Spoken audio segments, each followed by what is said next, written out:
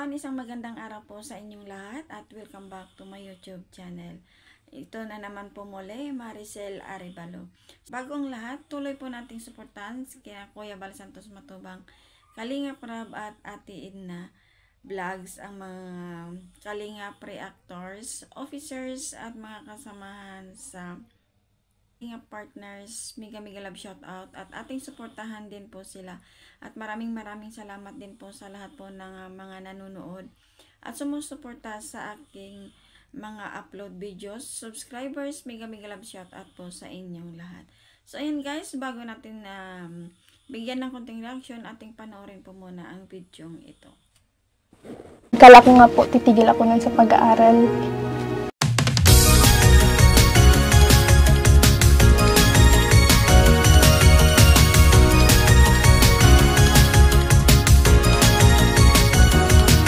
Yung lumapit nga po kayo kanina,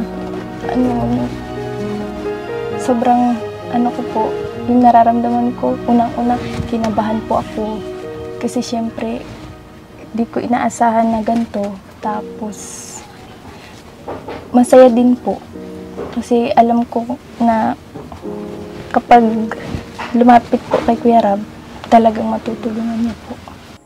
Ayan guys, no, si Carla, napakagandang dalaga at nakikita natin ito ay napakasipag niya at nagsusumikap ito para magtinda ng puto at kutsinta po upang ito ay matustusan niya ang kanilang pangbaon sa pag-aaral ng kanyang mga kapatid. So ayun guys, napakaswerte ang mga naging magulang ni Carla dahil ito nga ay yung mga iba, imbes nga ito nga ay nakikipag laro o nandoon sa mga kaibigan, ang dalagang ito ay hindi nandyan po siya, nagtitinda, naghahanap buhay upang sa kanilang upang ito ay makatulong din sa kanyang mga magulang.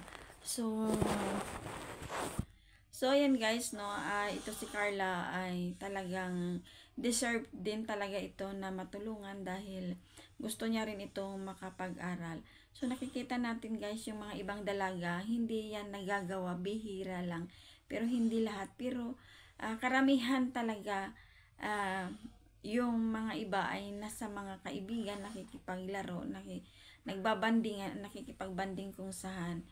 Pero ito nga si Carla ay ang nasa kanya ay yung paghahanap buhay upang ito ay sa kanyang kapatid, magulang na makatulong siya at lalong-lalo na ay makatulong din sa pang-araw-araw na baon sa kanyang mga kapatid sa pag-aaral. So napakaganda guys na ito na deserve talaga itong na matulungan. So nakakaiyak yung kwento ni Carla about sa kanyang buhay. So nakita din natin yung kanilang bahay, napakaliit.